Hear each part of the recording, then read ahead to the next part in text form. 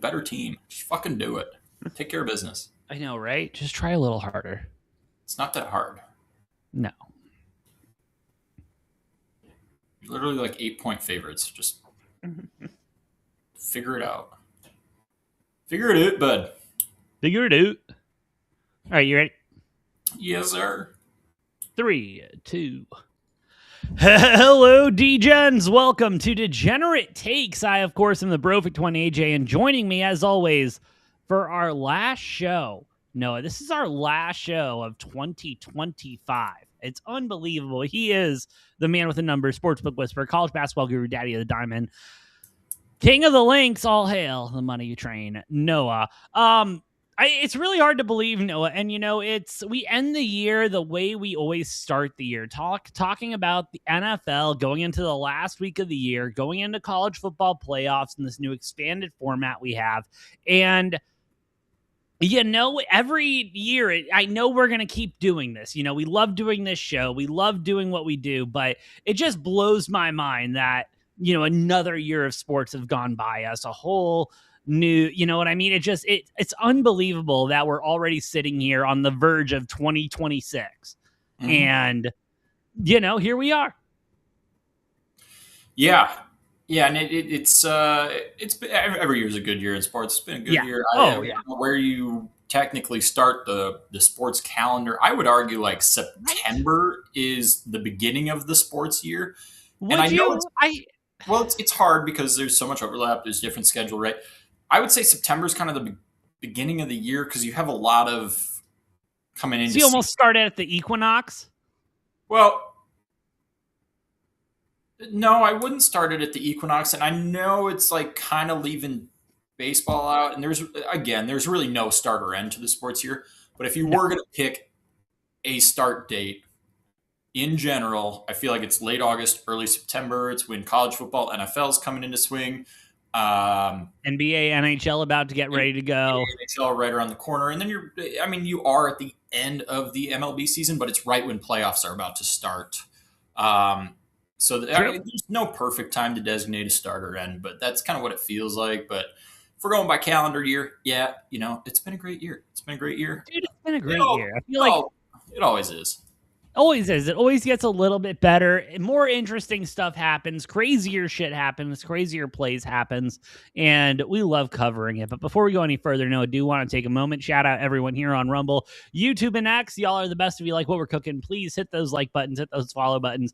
Does help us out a lot more than you know. But Noah, as we go into the new year, so many things have changed, even from since we started this podcast. I mean, baseball has changed its rules. The NFL has changed. College football, college sports in general are in such a flux that it wasn't the same when we started. It's not going to be the same when we end this show. And yet the one thing that seems to stay consistent is sports books and casinos looking to fuck their consumers in new ways. And you know what I mean? It's they don't make those chandeliers. They can't put those chandeliers up because of no money or anything like that. Every new chandelier they put up is because a new bettor is joined into the system. We all understand how this works and everything. It's a fun game to see who's better and who can get the edge. But how do I want to? I don't even know, dude. It's just it's scummy play. It's by the books play. It's legal, but it's shitty. And I'm referring to what you brought to my attention before we came on to the show tonight, and that is FanDuel deciding this was the week. This was the week that we are going to differentiate the bets between a defensive touchdown and a special teams touchdown, and even more so, a Jared Verse touchdown. Convenient timing, especially for the whole NFL is rigged conspiracy theories. So really come in on this one. But real interesting timing. And I don't think there were any really more or less like defense or special teams touchdowns this week than normal necessarily. No. For some reason, the Monday night game last night, a lot of people were on both Rams defensive touchdown as well as parlaying Rams and Falcons both into that. Well, hold on. Let's be specific, Noah. Most people were betting on Rams defensive special teams touchdown and Bengals, Falcons defensive special teams touchdown. They were not, you know what I mean? Like, yes, they're mostly quote unquote betting on the fact that the defense will get the touchdown over the special teams, but still, you're kind of buying into the fact with the inflated odds that you're getting the special teams on that kicker as well, just in case. You know what I mean? Yeah, for like a kick or punt return, that makes sense. Yeah. That's kind of anywhere you look at fantasy football wise, pretty much all sports books other than one in particular. FanDuel, let's go ahead and name drop them. They're never going to sponsor us, and that's fine with me. They're a bunch of scumbags. You kind of merged together, but the internet was all up in flames today because a lot of people not getting credited for their bets with Jared Verse returning the blocked kick for a touchdown. Because FanDuel decided to change it and split up special teams versus defensive touchdowns. And a lot of people confused, not understanding what they were betting on. Yes, the verbiage, the wording, if you look at the bets placed, it did say anytime defensive touchdown. The worst one, I saw a couple bet slips of people betting Jared Verse. FanDuel decided to make it Jared Verse anytime defensive touchdown. And it was at plus 8,000 odds. I'm sorry. I mean, to the guy who had $100 again, read it on that, and Jared Verse returned a block kick for a touchdown, and now you're out $100 instead of being up 8,000. Yeah, FanDuel kind of did you dirty on that, and I expect they will be losing customers to other sports books from this. It did kind of, at least in my corner of X today, it was kind of going big, a lot of attention on it. Going to be interesting how the public reacts to this, especially in a market where there's so many sports books available. So many. Oh man, not even the sports books. They're, you know what I mean. The casinos aren't just competing against each other now; they're competing against these prediction markets and everything like that. Yeah. And I know a couple of them are like FanDuel and DraftKings are trying to come out with their own, but still, it puts a sour taste in the mouth when something has been a certain way for so long. And then on a whim, without an announcement, we're just going to go ahead and change it because I guarantee you, and you know what I mean? It is the gambler's fault, Noah. And there are too many gamblers that and that's why I always read the bet I make sure I'm placing. You get comfortable with what you place and you just assume what you're placing is what you're placing. I mean, these books are paying these legal teams so much goddamn money. So much. All of the money. They have the best of the best lawyers. Yeah, like, you might feel like you were wronged. You might be waiting on hold to talk to the customer service line. They're not going to do shit for you because all they're going to tell you is, oh, well, yeah, the bet that you placed was for an anytime defensive touchdown. That was actually a special teams touchdown. So, hence, by rule, you lost the bet. And they're not going to do shit for you. They're not going to do shit for you. No, and Noah, you and I have talked about it. Like I was a part of the opening team of the first sports book to ever open in Arizona. It doesn't take much research to figure out which one that is. But that book I worked for, literally day one, we had a customer come in and bitch and moan because of a 3-way soccer line. Hi, Olaf. I got my puppy in here. He has got the zoomies as zoomies can get. But, and you know what I mean? That was the first time when I was like, oh, okay, we're here to just kind of screw these people. Okay, this is the casino. Okay. It was, you know what I mean? Like I always knew about it, but that was my real first, like, oh shit moment when we introduced 3-way soccer lines. Yeah. I mean, end of the day, it's no secret. A lot of the sports gamblers who do make money in the long run are pretty much just straight betting. They're straight betting. Oh, yeah. Either money lines or ATS. It's, you start getting into the world of props and parlays and all these promos, odds boosts, all this other shit. There's like contingencies and terms on all those. Like every time you accept one of those like odds boosts or special promotion offers, there's a more details button and you can read it and it's a whole fucking page of like what Legal jargon, criteria yeah. has to be met, and it's so the sports book can find a way to fuck you over. They're assuming you're not winning that bet, but if you do win that bet, they're going to find a way to, if they can, not pay you out on it. Yes, yes. And that is every which way and every way. And, all of those ones that you see about like, oh, a guy came in to cash a $500,000 ticket and they wouldn't pay it. And it's like, well, no, they didn't pay it because XYZ terms and conditions. And Because it's, they had a legal loophole built in so that they wouldn't have to pay that benefit hit. yeah, again, they don't put up those chandeliers for fun. They put them up because they have the money to. Like, it's just the way it is. And unfortunately, FanDuel decided to take that advantage. And it's in my opinion, no, it's just like putting 000 on roulette. You know what I mean? It's just putting the odds a little bit more into the book's favor so that you have to take a separate bet on the whole thing instead of just being able to split the zeros. Well, and that's all they were trying to do. Not let you split the zeros. They probably got a nice influx of bets because people were looking at it and they're like, oh, if they're shopping, book, they're like, oh, this, why is, and here's what you should ask yourself. If a line is quite a bit exactly, why is the line this off? Why is the line overinflated at this book? And it's because they split the special teams up separate from the defense so that they can afford to risk-wise give you a higher payout on a defensive touchdown because of this very reason, because they can fucking nullify it when it's a special teams touchdown and not defense. And they'll say, oh, that plus 8,000 bet on Jared Verse, anytime defensive touchdown. Well, it was plus 19,000 if you took him plus anytime special teams touchdown. Yeah, exactly. And, and that's when, they start talking about like prop bets getting too much and everything. Like that's when I start agreeing. When they start splitting up the defensive special teams, the anytime defensive touchdown versus anytime special teams touchdown, like that's a little too far for me. And again, in our opinion, I believe on this show, no, and you can correct me if I'm wrong, but gambling is supposed to be fun. If you know what you're doing, you can navigate the waters. Like, yes, you can make money, but at the end of the day, it is supposed to be fun. And when you start throwing all of these, oh, hey, bud. You start throwing all of these. Right down the middle, baby. Hey.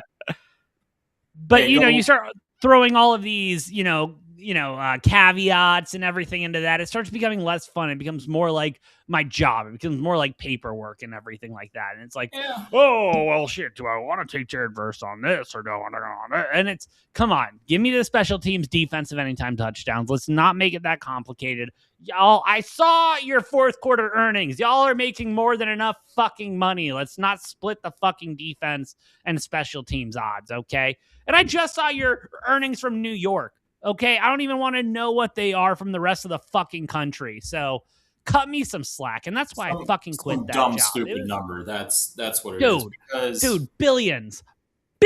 They're making with a B. They don't even talk in the M's anymore, bro. Like it's the way the money the sports program. And granted, that's gambling. That is what it's supposed to be. But that's why I have my issues with Vegas. Like my wife and I are going to Vegas in January. I am not playing a single fucking table game there. Well, we're staying on the strip and everything like that. And you win less in Vegas. Well, not only that, but no, absolutely. And I'm honestly the gambling is more for. They have the entertainment draw. Your best bet actually, if you want better odds at the casino, and the weird thing is you will have better odds at the casino if you go to some small podunk town that's got a casino there. Yeah. On the res. If you go to Vegas, they got all the lights, the glam, the action. Like you actually, in the long run, will make. Oh yeah, you're going to lose more money. I shouldn't say make more money. You're just going to lose more in Vegas because. Well, no, and but I'm going, but like, and that's my point. I'm not going to play tables. I'm just going to play slots for status points because I changed my books, by the way. No, I don't know if I told you that. I changed my book officially. I'm not with that former one anymore. I'm with a different Vegas one that's treating me a hell of a lot nicer right now. I'll tell you that. And I've always been big on DraftKings. That's mine. I like their interface a lot. Now, with this whole thing, if they pulled something to fuck me over, I would switch.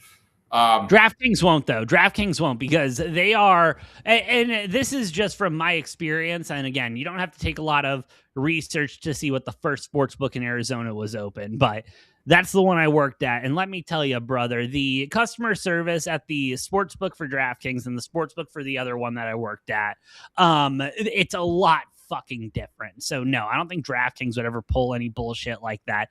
FanDuel they're ran by a bunch of the fucks overseas. Like they're trying to make all the money. They're not, like, DraftKings is an American company, and like they're a little bit more reasonable. The guys that they had come talk to me at the other company, they thought we were going to make a lot more money. No, let me just tell you that. They thought we were going to make a lot more money where we were, and we did not make that money. And it felt a little mafia vibes, like, coming in. Like, oh, so you're telling me y'all didn't make that. Interesting.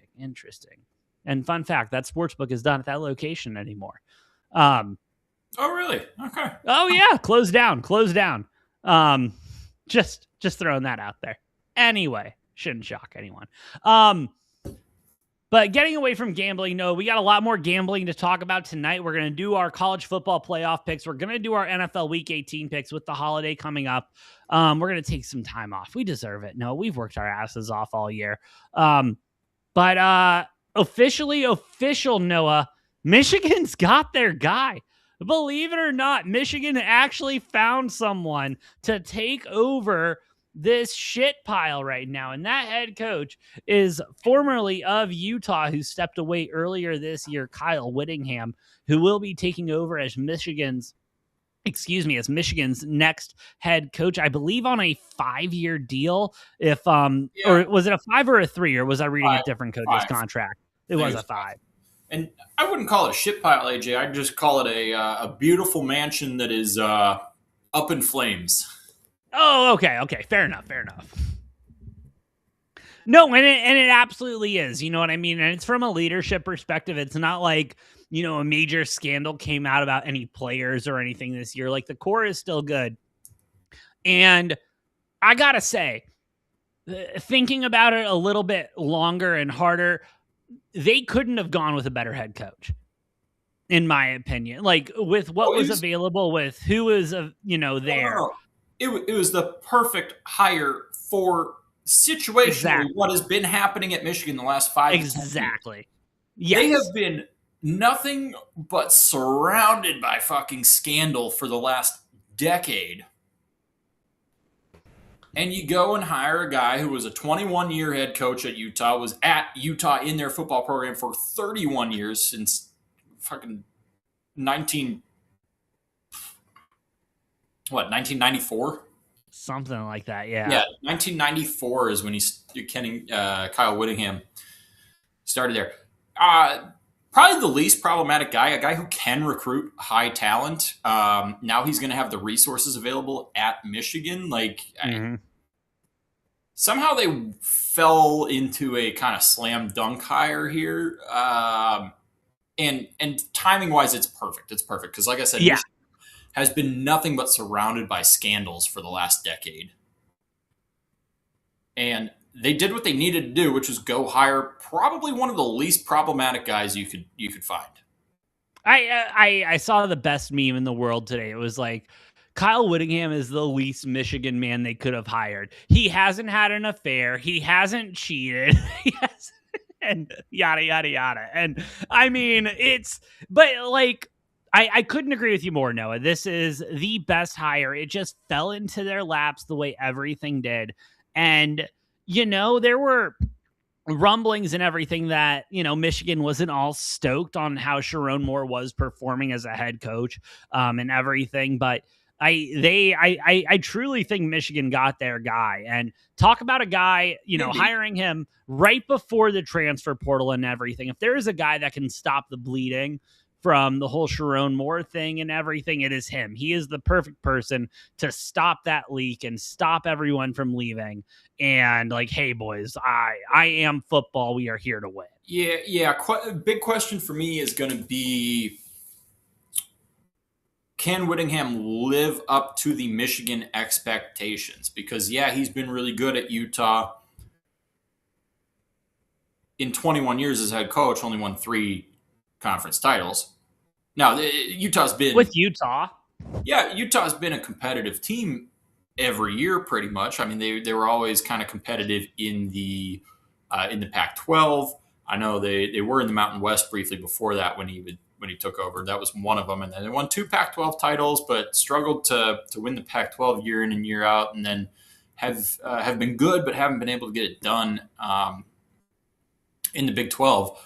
So like he's been consistently good, but never reached a real pinnacle of greatness. I think he's won like 2 Rose Bowls, which is a big accomplishment, more than a lot of Pac-12 or Big Ten schools can say. Is the vast resource pool that he's going to get at Michigan going to be enough to get him over the hump to make this a national championship contending team? That's what I want to see. Can I answer? And give it 4 years, and after Lane Kiffin gets fired at LSU, just they'll have 4 years of calm, so people can forget about the scandals and everything, and then they'll go bring in somebody who feels like a real Michigan man. And Michigan man can definitely. We know how Lane Kiffin loves to jump teams. Michigan will just throw. Even if he's still at LSU, Michigan just throws a fucking fat bag at him. He'll come to Michigan, probably just to do exactly what Sharon Moore did. And here's my thing. Here's my thing with Kyle Whittingham. I agree. Does he have maybe the pedigree he needs to come in as Michigan? No, probably not. Utah, though, I mean, a tough school. In the Pac-12, do you want to go to Utah, or do you want to go to BYU, or do you want to go to Arizona? Do you want to go to ASU? Do you want to go to wherever it is? Michigan, it's a football program. Do you want to come to Michigan football? We have the repertoire. We have, the resume behind us and everything. A lot more money than Utah. All the money, Noah. Not that Utah doesn't have money, but yeah, Michigan. No, but Dave Portnoy. The money in Utah clearly goes to BYU. Let's be very strict about that. Kalani Sitake State.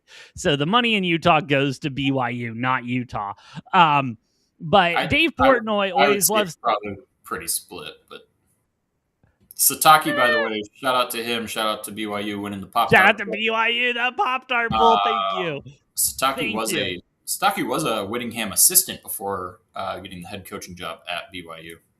Fair enough, but my point being, the name brand, the money behind it, like Dave Portnoy was, loved sucking his own dick this season, talking about how much he paid, Bryce Underwood to come play for Michigan and everything like that. Like he's got that kind of fuck you money behind him right now. He's got a 5-year contract. I think he gets a natty within those 4 years, or at least makes it to a natty in the next 4 years. Forgetting about the part there that Portnoy's a fucking idiot, so it doesn't really matter. No, did I say Bryce Underwood should have won the Heisman or anything like that? I didn't say anything. Yeah, that's exactly what I heard. Money. You called Bryce Underwood a Heisman?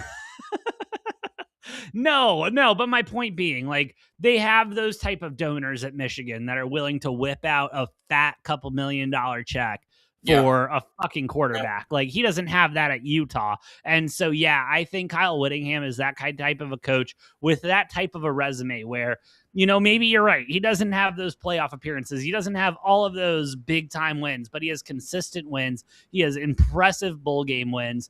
And more importantly, he hasn't cheated on his wife or in a game. Which is what That's Michigan a great place to start for Michigan. Which is what Michigan needs the most right now, at least for a couple of years, is coach who's not going to make headlines. No, I want the most boring head coach. I want someone who's going to follow all the rules to a T. Like, he sets his cruise control for the speed limit. Like, that's the kind of head coach I want, Noah. Yeah, at Michigan right now. But yeah, at least until things settle down a little bit for them, because another fucking cheating scandal or any other type of scandal, and it hasn't really hurt the program yet, but you get another. I mean, you just keep piling on. At some point, something's going to collapse, and then Michigan's football program is going to actually have consequences for what's going on. I think he's in our room, babe. Oh, no, there he is. Dude, he's a little demon. Our puppy. Like, I love the guy and everything, but oh my goodness. Like, I get why they say get a puppy before you have a kid, because it's damn good practice. And if this is how hard a puppy is, holy shit, a kid's going to be damn near impossible. Like, he at least sleeps till 3. You know what I mean? Like, we didn't get him until he was 9 weeks old, so he sleeps a little bit. But hi, bud. Anyway, Noah. Mascot. Anything else on Michigan, Kyle Whittingham, or Sharon Moore? No, I think Whittingham, like I've said, right decision for them, especially right now. Try to improve your image and reputation a little bit. Just a little bit. I think if it was just the Connor Stallion stuff, we would have all gotten past that eventually. Again, I still want to see the proof where he actually cheated. It was all the other recruiting violations under Harbaugh. Sharon Moore had recruiting violations, and then goes and does this. It's like they're only recruiting violations because they're not the SEC. Noah, you and I both know that. Well, it doesn't matter, and and then Michigan fans are all out here like, why does everybody hate us? Michigan against the world, and it's like, do you want us to just pull out it wouldn't even fit on an 8x11 sheet. You'd probably have to go legal size or even bigger on a sheet of paper to list out all the fucking, just in the last decade or two, all the violations and scandals that Michigan's had surrounding them. Hey, like my coach once told me, you ain't cheating, you ain't trying.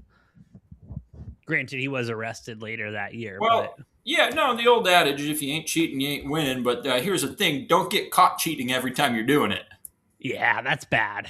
That's the difference between Michigan and other high-level programs is Michigan might be doing all the same stuff. They're just not very good at hiding it.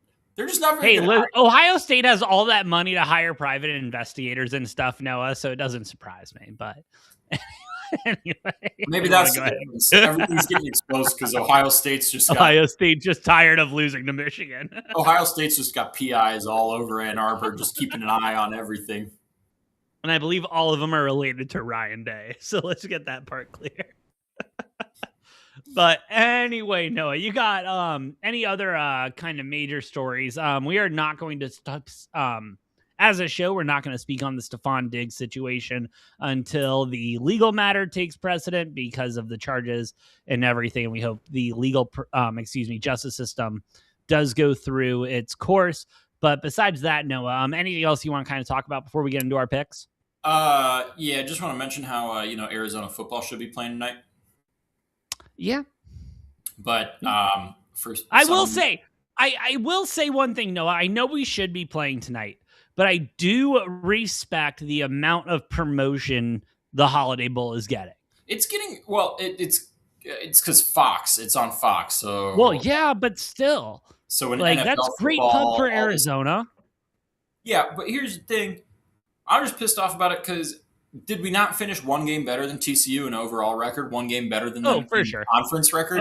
Sure. And then somehow, and I know geographically, yes, TCU a lot closer to the Alamo Bowl, us a lot closer to the Holiday Bowl in San Diego.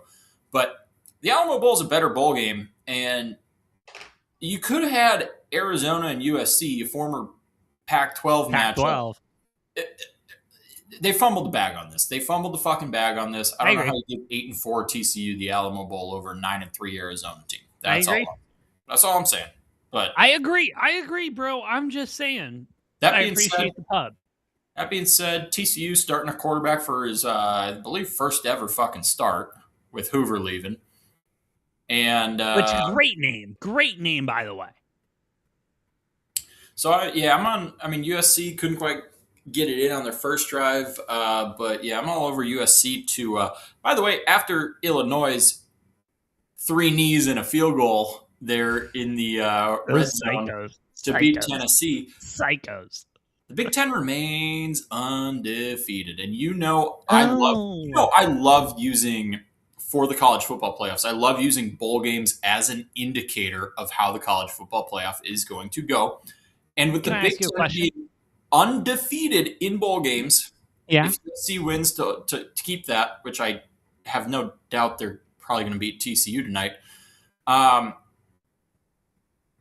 Tell me one reason why we're not going to get a rematch of Indiana Ohio State in the national championship game. Wait, Noah, do you happen to know how the SEC is doing in bowl games? Below 500, I would guess. Oh, really? Are they? Holy shit! Oh, But it just means more. Oh, it means more. No, it means more to lose these games and everything. Oh, but it's a bowl game. It doesn't matter because we're not in the playoffs. We're in the playoffs, so it matter. Well, you ready to think? You ready to hear what I think about these SEC teams this week, Noah? How'd those playoff teams do? Because I believe one of them had 3 points, and then the other one blew a 17-point lead to another one of them, which cancels out because they're yeah. Oh, interesting. Yeah, that's right. Miami's stellar defense, who multiple teams have put up 30 or 40 points on, held A&M to 3 fucking points. That's all A&M. Text notes. That is and you want to know the funny part, Noah? You want to know the funniest? You want me to remind you about the funniest part of that, Noah? What's that? The 3 points came in the fourth quarter. Now they almost scored a touchdown and tie it up there at the end. Almost. You know what I say about almost? No, almost only counts in horseshoes and hand grenades. Yeah. A&M, the mighty SEC, A&M, the team that was undefeated, ranked in the top 4 going into like the last week of the regular season. Oh. And they put up 3 fucking points against Miami. Do you think next year is the year where we're just going to look at the AP poll going into the preseason and just laugh and be like, "Oh, you fucks clearly know nothing." No. I've said it before. Like I said, you take any 5-year window, the SEC is the best conference in football. The problem is people take that into an opinion of, oh, the SEC is the best conference every year. It's not every year. You take any 5-6 year window, yes, you average it out, SEC is probably the best conference. But there are, people are just failing to acknowledge that there are down years, and the eye test has proved it all year that the SEC, and I've been banging on this drum, I'm like, they don't look that good. The entire time A&M's doing whatever, I'm like, yeah, they're undefeated, so I got to rank them in my top 5 late in the season. But I'm like, they look like ass. They looked like ass against Texas. They looked like ass against Miami. And now their season's done. They started 11-0, and now their season's done before almost any of it. Let's pay attention to the eye test. I mean, it's been pretty clear to me that the Big Ten is better than any other conference this year. It's been pretty clear to me from early on that Texas Tech, despite their one little blunder at ASU, Texas Tech's a real fucking good football team. Yet somehow a bunch more people are betting on Oregon over Texas Tech. And I guess with how good the Big Ten's been, but Oregon is also the one team in the Big Ten. They haven't really fucking played anybody. The only teams they played were both at home, Indiana and USC. They beat USC by 15. They lost by 10 to Indiana. Yeah, that's the number 1 team in the country. That's okay. But Oregon has not been tested. Oregon has not been tested. Even against decent Big Ten teams that are not getting any love, that don't have numbers next to their name. So I do question that one. I do think Texas Tech's really good. But that game will be really proving, because if Oregon does win that, then, I mean, just fucking hand the national title to one of the Big Ten teams. No, honestly. And I'm ready to get into our picks, Noah, because I just got a notification. I posted my picks earlier today on TikTok for the college football playoffs. And the first comment I received was from a bald guy who just posted a picture of his cat on his TikTok saying, "I don't know ball." So I would love to talk more about how I don't know ball, Noah, if you would entice me. All right. You ready to get into this? Yes, sir. Let's start with New Year's Eve, Noah. We've got, of course, the Cotton Bowl, Miami, Ohio State. Ohio State, 9.5-point favorites. 40.5 is the total. We do have 60% of the bets, 44% of the money coming in on Miami. So it is split pretty evenly, bets and money-wise. 60% of the bets, Noah. 60.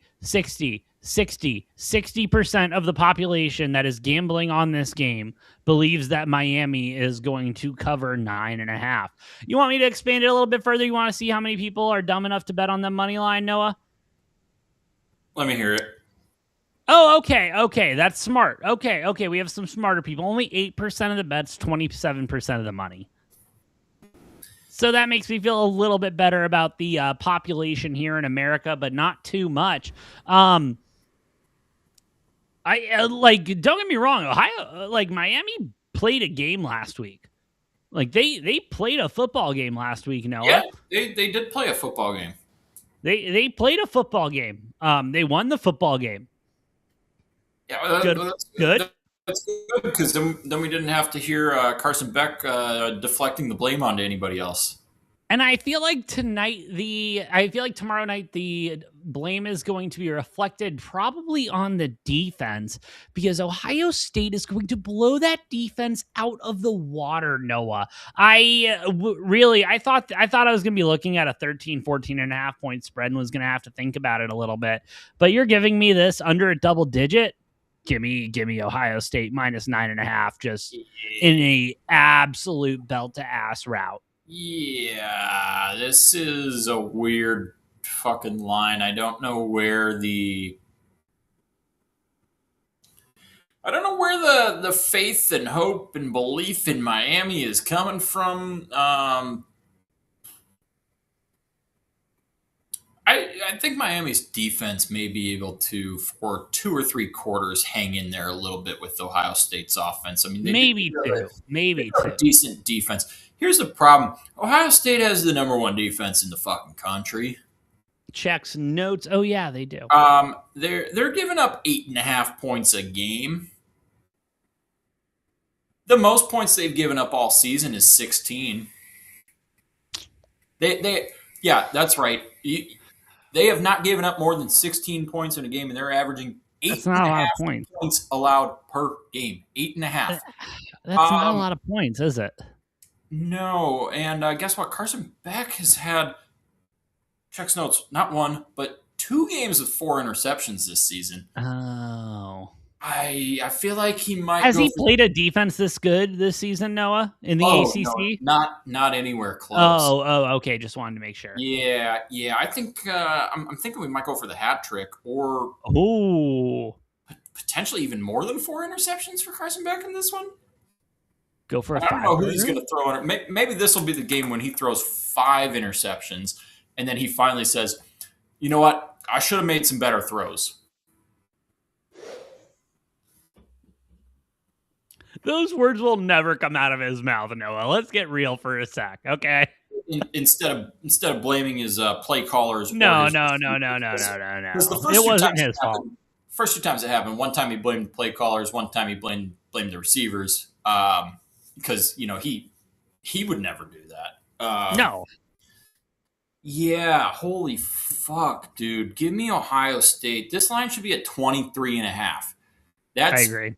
I think that's a reasonable number for this game, is Ohio State minus 23.5. That is what I would say is a reasonable number. That's the number where I would be waffling back and forth like, oh, okay, yeah, I know Miami has a decent game. They can cover 23.5. 9.5 is a fucking joke. This is going to be This is going to be a massive fucking blowout, and to the whole crowd who's like, oh, the group of 5 teams shouldn't be in the playoff because they just get blown out every time, and then the ACC in the group of 5. Yeah, ACC should be in the fucking group. Make it the Power 3 group of 6. I mean, seriously, what the fuck are we talking about with the ACC? Yeah, no, the ACC is a fucking joke. Yeah, Miami got a nice win over Texas A&M, who literally just, backpedaled, tumbled, tripped into the playoffs after starting 11-0 from not playing fucking anybody, by the way. Yeah, Ohio State's going to brutalize Miami. That's what, Miami's defense has given up 40 plus multiple times this year. Yeah. Miami's not putting up more than 10 points on the fucking scoreboard on offense. On offense. If they get lucky and somehow get like a pick six or something, I'm not counting that, or a special teams No. touchdown. They will not put up more than 10 points of offense in this game. Yeah. Yeah. I'm with you. Little to no faith in Miami. Do you want to? You want me to tell you?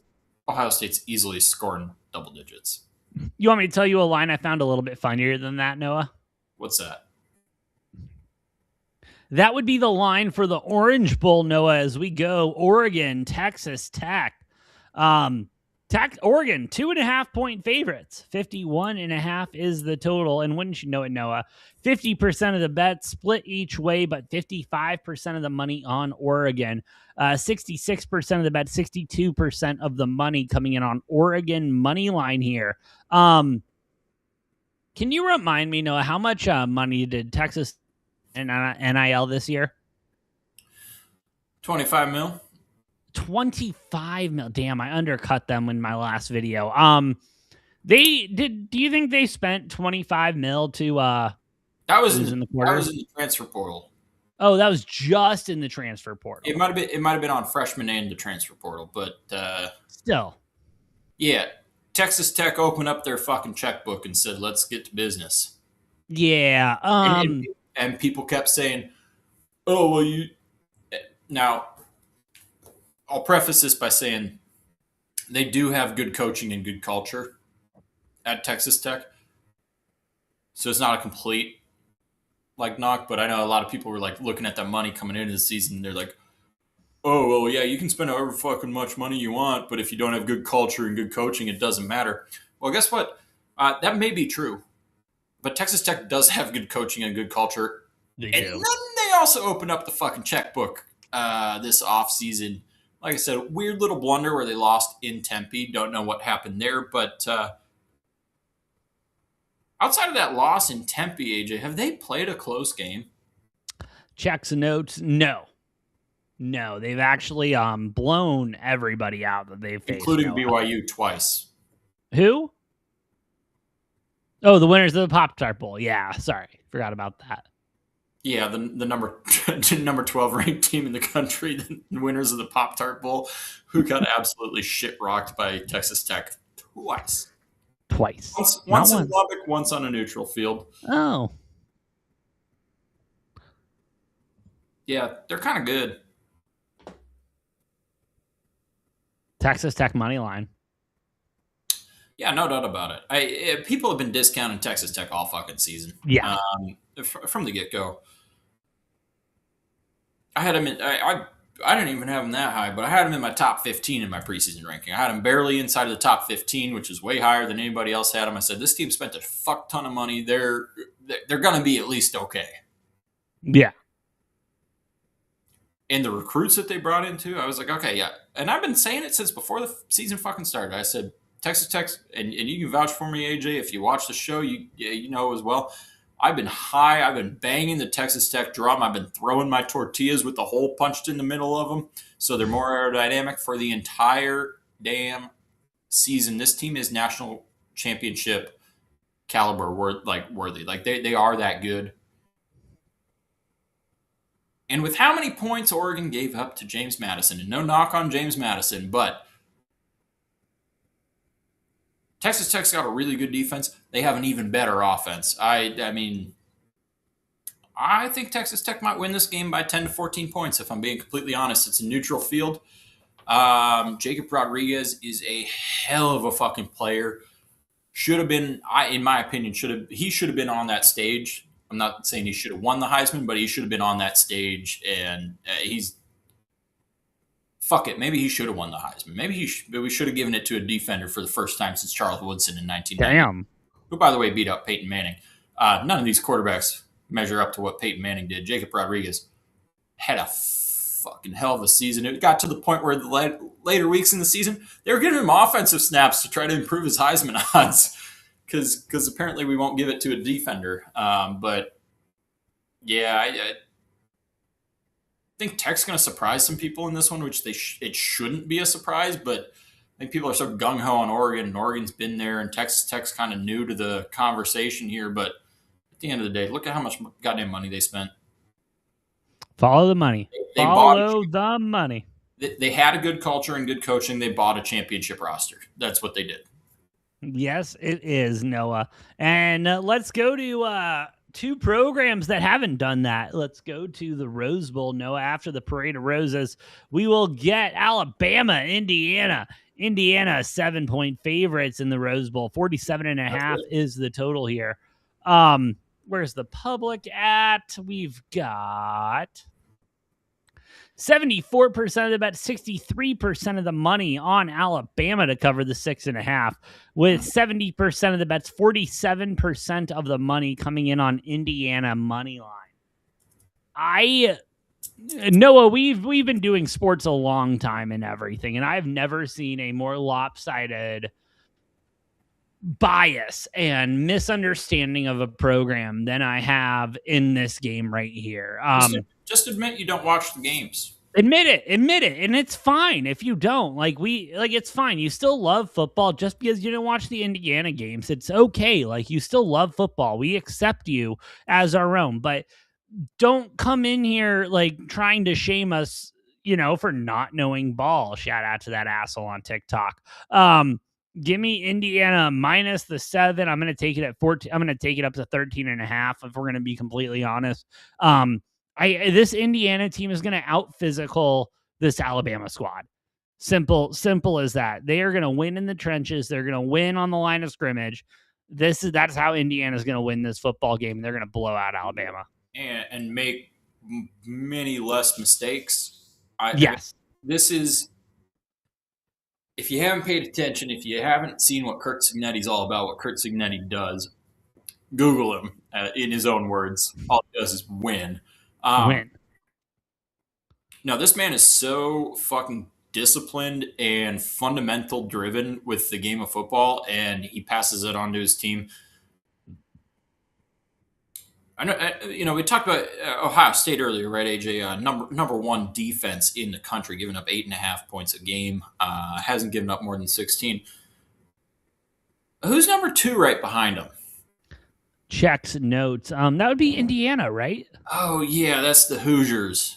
Oh, who? Hoosiers. Yeah. Number 2 defense in the country. Heisman winning quarterback. Some good wide receivers there. A pretty damn good running back as well. And yeah, that's not Alabama. That's Indiana. What does Alabama have? A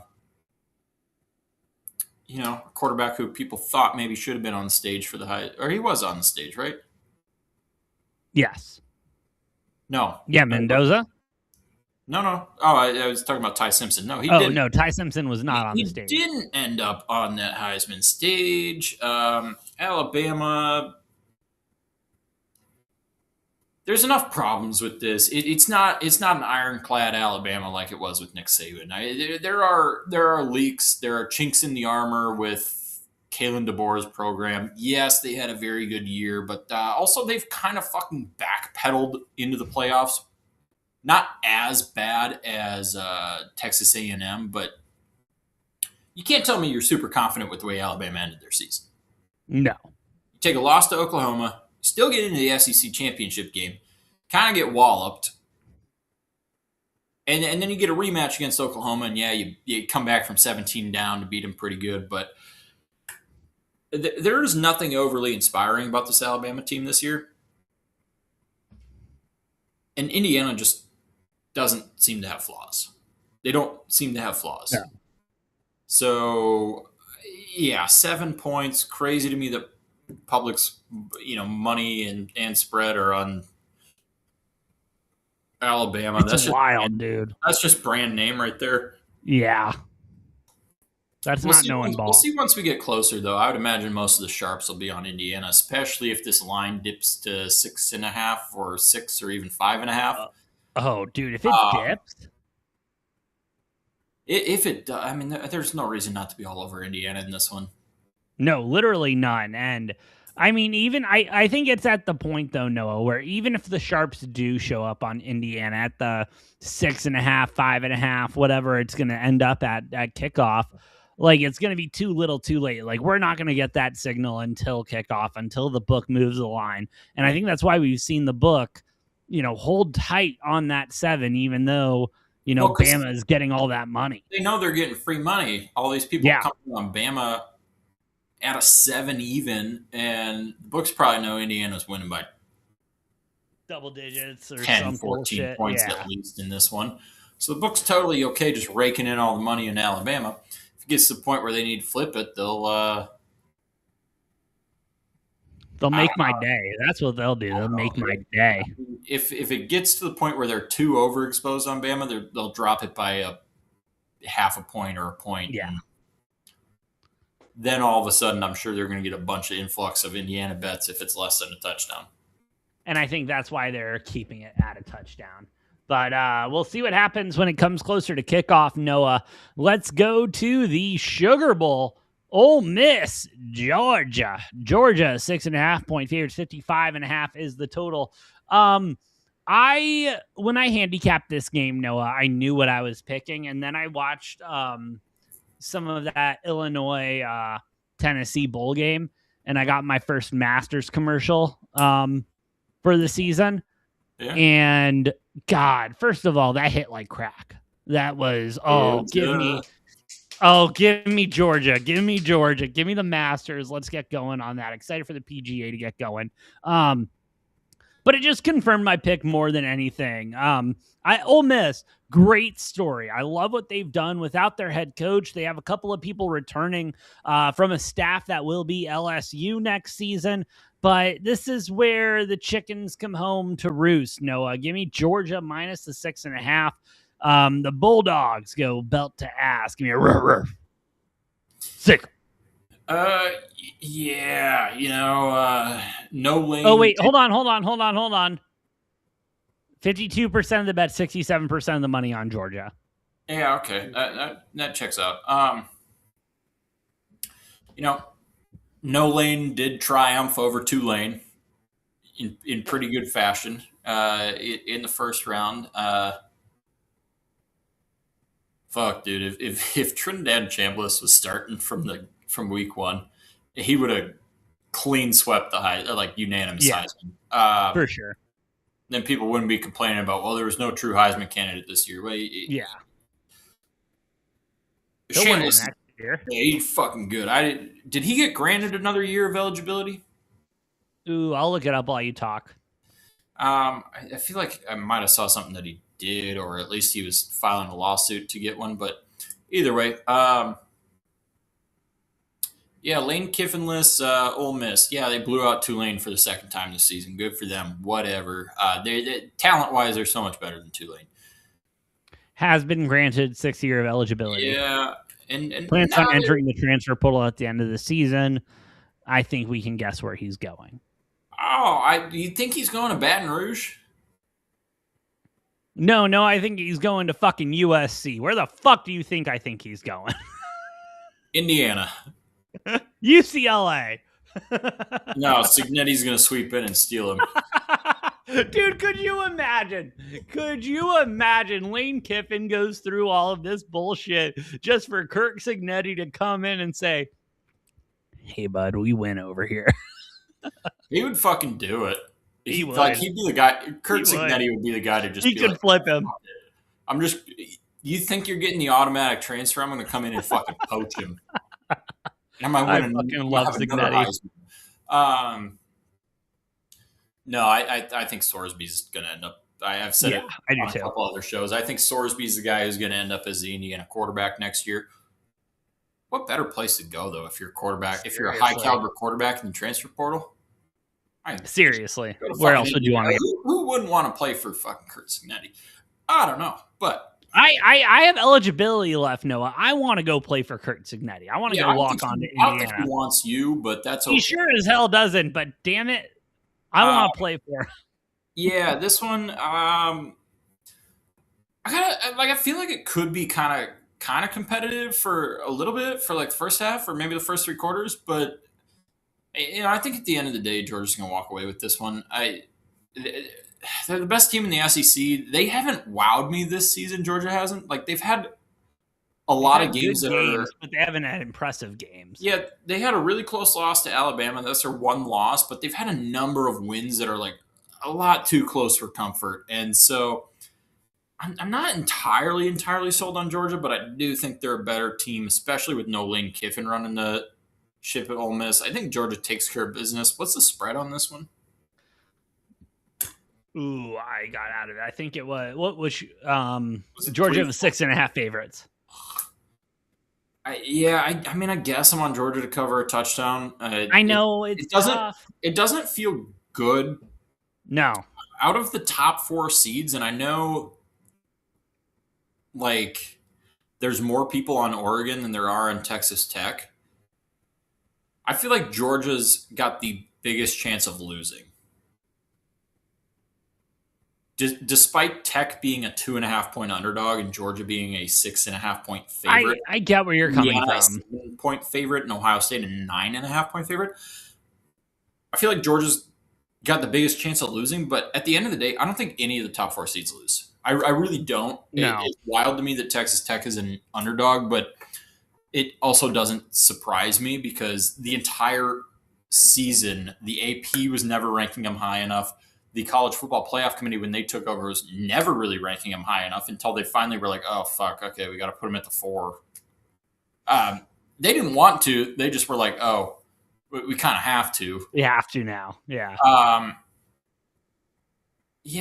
Open your eyes. Like if you just watch Texas Tech. They're a really fucking sound football team. They're really talented. They're really good.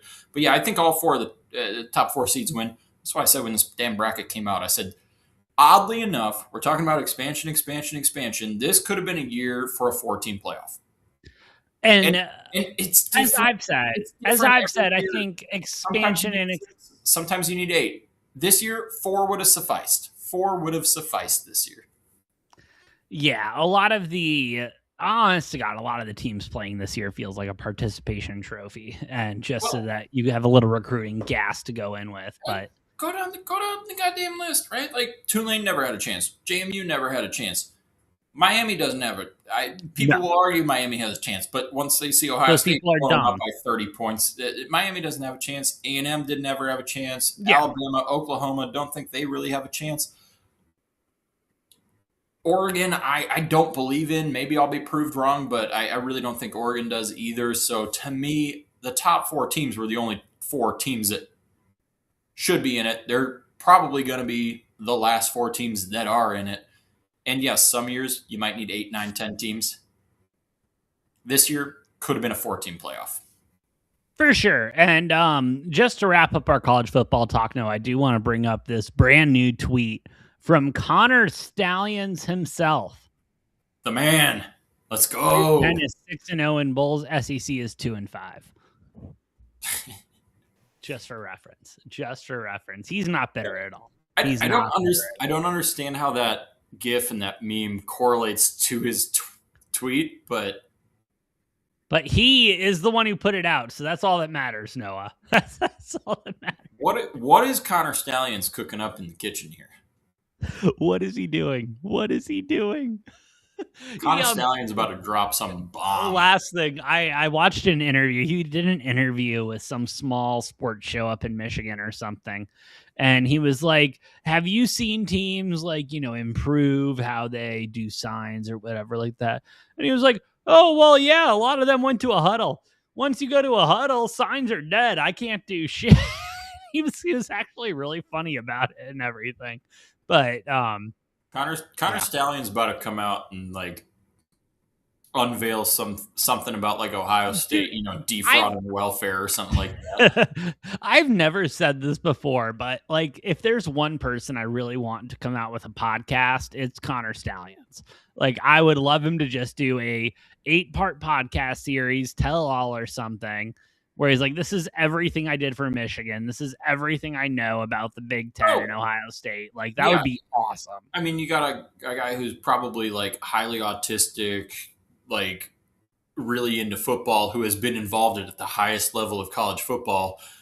I mean, the fucking what a natty! He's got a ring. Yeah, the fucking information and knowledge that would just drop on everybody. And I say Yeah, obviously, probably because I don't know for sure, but I just Allegedly. I would imagine he's Oh, he's somewhat, got if all not the highly stories. autistic in football brain. Oh, he's got all the stories, that's for sure. But Noah, you want to go ahead and take a quick break, and then we'll get into NFL Week 18. Yeah, definitely. Sounds good. Before we do that, too, just want to take another moment. Shout out to everyone here on Rumble Over, on YouTube, and X. Y'all are the best. If you like what we're cooking, please hit those like buttons, hit those follow buttons. Does help us out a lot more than you know. I'm the Brofict one, AJ. That's the Money Train. No, we'll be right back.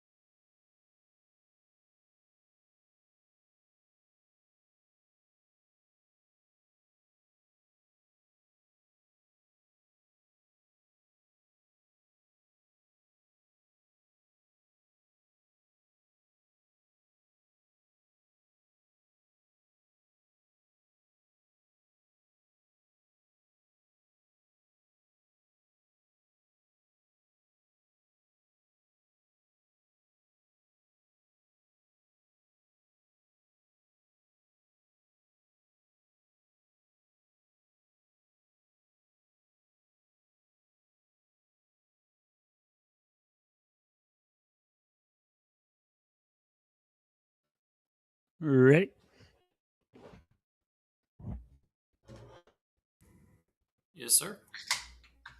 3, 2.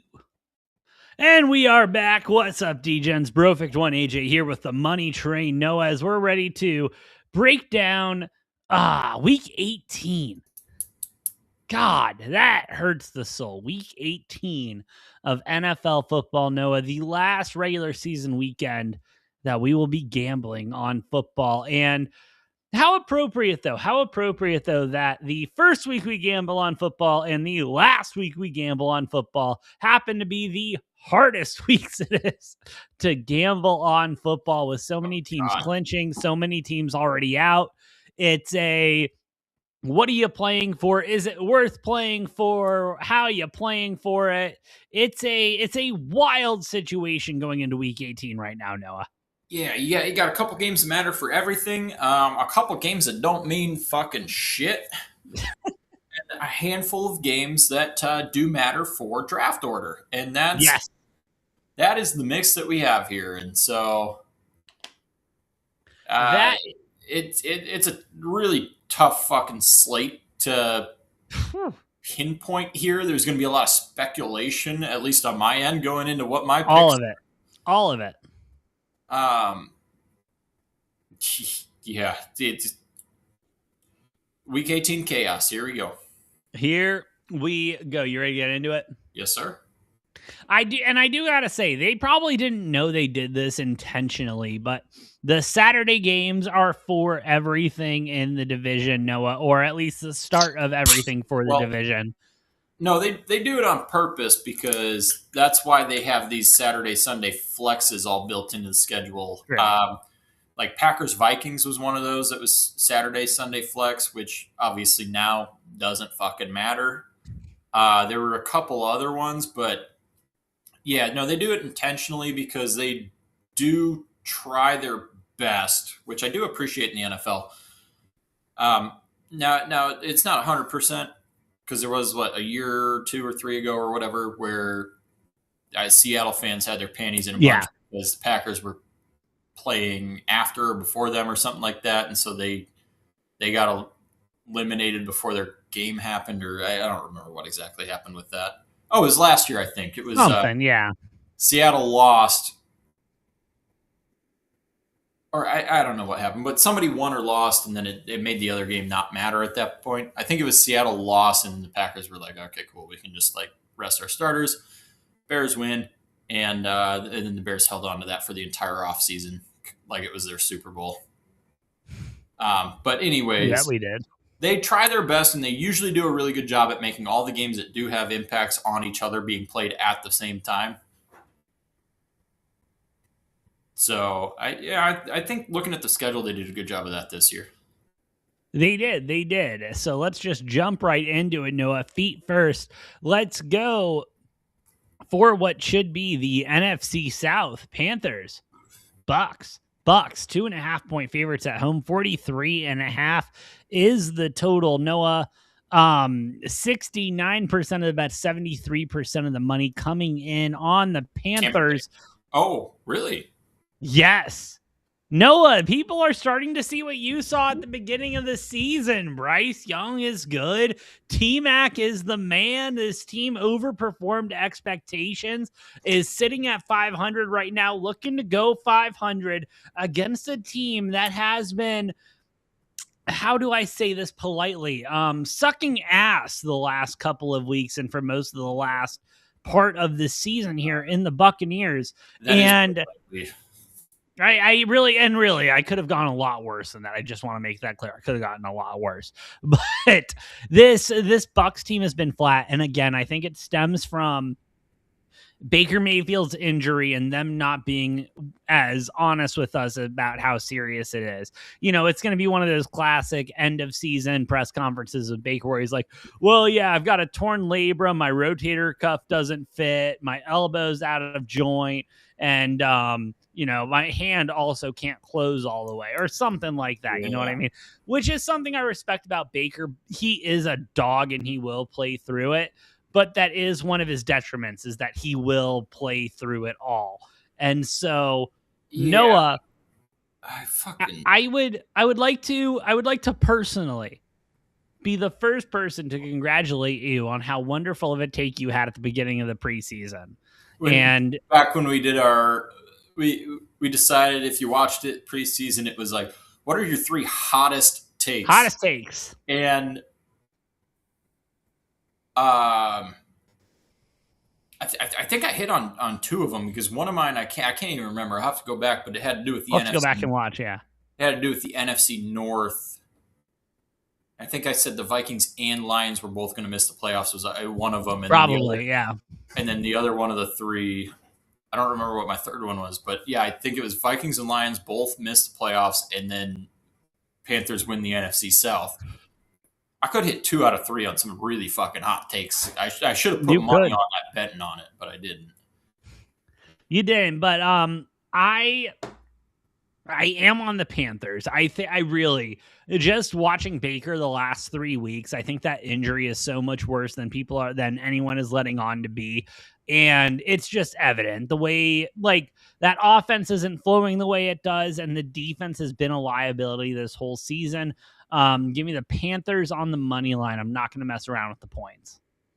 Yeah, wild that with the Bucks, they got off to such a hot start. They were winning all these close games. It I was all these know. comeback wins, and it was like, all right, yeah. Baker, I think week 6 or 7, he was right up there at the top of the MVP conversation. And then you get Mike Evans and Chris Godwin back, and somehow this team has gotten considerably worse. Yeah. And Bucky Irving comes back healthy. Mm-hmm. So they've only gotten healthier as the season's kind of gone on for the most part. I know Baker's been dealing with injuries, but it's rough to watch the Bucks. It is rough. It is a rough time right now. They've lost 7 of 8 now. Yeah. And the Panthers have been doing this fun little weird thing where they alternate wins and losses every single week. Every single week. They're at 10 straight alternating wins and losses. It's I was watching a little bit of the Seahawks Panthers game. They said it's, I think, the 7th longest streak in NFL history of alternating wins and losses. Lions are at 12, by the way, this year. Every other team ahead of them on that list has missed the playoffs, including the Lions this year, who are at 12 alternating wins and losses. Bad news if you're a Bears fan, but it probably doesn't matter. Well, actually, the Bears, it's the difference between a 2 and a 3 seed, so we'll see. We'll get to our picks later. I won't be surprised if the Lions Dan Campbell's just going to fucking rip off a win. Oh, dude, he is going to every trick play everything. He's like, we're not in the playoffs. Fine, let's unload the fucking clip. We'll get to that in a moment. But yeah, but anyways, Panthers alternating wins and losses. They've got 10 straight. Why not make it 11? Get a win. Get into the playoffs. Host a goddamn playoff game against what looks like probably the 49ers at this point.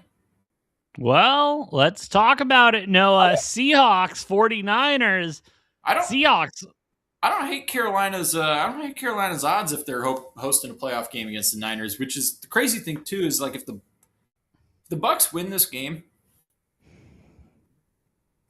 I don't have faith in the Bucks doing anything. I do have faith in Carolina winning a home game before they go on the road to lose. Granted, if you got the Packers going to Soldier Field and whatever else may happen, Carolina might have 2 home games some fucking how in this. It is very possible, but let's move on to the next game. No, we got Seahawks 49ers, as you were talking about. Seahawks 1.5 point favorites. 49.5 is the total. For the division, right? Oh, yeah. Oh, this is for all the marbles. The Rams still have an opportunity, but the Seahawks need to lose. 49ers need to win, and yada, yada, yada. They need to beat the Cardinals, and they still get the 5 seed over the 6 seed, I believe. Anyway, it doesn't matter. Yeah, this is for the division, and Rams don't have a chance after losing to Atlanta. No, you're right. The 49ers have been such a funny team this year. They're not good, but they're, you know what I mean? They remind me of the Chiefs. What was that, 2 years ago when they won the Super Bowl? when we said all season like they're not good, but they're winning football games and they just won the Super Bowl. You know what I mean? Like they feel like that type of a team. Like they can get enough going where it's fine. But God, Noah, you know one thing that has really stuck out to me this season? Sam Darnold, what was it? 2 weeks ago on Thursday Night Football, he threw an interception against the Rams. And I thought that was it. I thought he was done. I thought this is where the Seahawks come to crumble. This is where Sam Darnold falls. And then what did he end up doing? Oh, he just comes up, throwing that one interception and then just having the game of his life and winning the football game. This is a different Sam Darnold we're seeing, and I'm starting to accept that fact. Give me the Seahawks minus the 1.5. I think they cover this easy by a full touchdown and put the 49ers in their place a little bit. Yeah, there's a problem with Sam Darnold, and it's he will see ghosts. I don't think he's seeing them anymore. I think he got an exorcism, bro. No? I think he got an exorcism or something. Hear me out here. I think Seattle wins this game, locks up the 1 seed, gets a first round bye. So they won't be a first round exit because they won't be playing in the first round, but could easily be a second round exit because Sam Darnold loves seeing ghosts. He loves seeing ghosts. By the way, Sam Darnold, 5th quarterback in NFL history to have multiple 13-win seasons. Second in the modern, he is one of 2 in the modern era to have multiple 10-win seasons with different teams as well. I just want to throw that out there. Yeah, I know stats too. 13-win seasons though. Sam Darnold joins the ranks of Tom Brady, Peyton Manning, Aaron Rodgers, and Brett Favre as the only quarterbacks to have multiple 13-win seasons. That's right. Drew Brees did not do it because he was injured the 1 year. Teddy Bridgewater went 5-0 in his place. And there's 5 quarterbacks, and it's just there's so many memes you can make out of that where you got Rodgers, Favre, Manning, and Brady, and then Sam Darnold's just like, hey, I'm here too. Hey, by the way. In back-to-back seasons too, with 2 different teams. Crazy. Darnold is capable of playing really good ball. I think it will all come crumbling down in the playoffs and probably before the Super Bowl even happens. I just don't have a lot of faith in Seattle because I think Darnold will just find a way to muster up a 3-interception game in even at home in the divisional round. That seems like a good bet to happen. I also have no fucking faith in Brock Purdy. This Niners team, they win games. They looked ugly against the Bears. They won ugly. And the Niners are so fucking battered and bruised up and beaten that I just don't expect anything from them. They've just been winning games. And I don't think it's going to be a scenario where they carry that into the Super Bowl. I don't think either of these teams make the Super Bowl. I wouldn't be surprised if neither of these teams make the NFC Championship game. However, I think Darnold's going to come out, ball out, especially with the way the Niners defense looked against Caleb Williams and the Bears. I think Darnold's going to have no problem just putting up a shit ton of points on them in San Francisco, locking up that division title. Going to be really weird if San Francisco ends up with the 1 seed. Yeah. Which would, I guess, push Seattle down to the 5, which would have them playing either at Tampa or at Carolina. In that scenario, I think, they might win a first-round game before having to go play on the road again. But I don't know. We'll see what happens. But I think Seattle does take care of business in this one. There we go, Noah. And a couple of these games we can probably breeze through because they don't mean jack shit. Let's go ahead and go to the Sunday slate. We got Saints, Falcons. Falcons, 3.5-point favorites. 43.5 is the total. Up against what Tyler Shuck and what Kirk Cousins has done in the last couple of weeks. 55% of the bets, 42% of the money coming in on the Falcons. You mean You mean 5-1 Tyler Shuck? 5-1 Tyler Shuck, just absolutely cooking, having more NFL wins than your prior starting quarterback and Spencer Rattler. Yeah, I'm talking about Tyler Shuck. Actually, Give me he's actually got 5 times as many wins as Spencer Rattler. also that too. Give me the Falcons minus the 3.5. Kirk Cousins been absolutely cooking. I think the Falcons are a better constructed team, and they're trying to get something rolling. And I think this team really gets behind Kirk Cousins, and they want him as their starter next year over Penix, and that's going to be a big driver in this game. Give me the Falcons minus the 3. Oh boy, yeah, we'll see what happens with this one. By the way, offensive rookie of the year. Odds have shifted a lot. T Mac was, I believe, like minus 280, minus Yeah, 285 going into this week. Shuck goes out there, throws for almost 400 yards, 3 touchdowns, just having a fucking game. Granted, it was against Tennessee, whatever. Come back from behind win.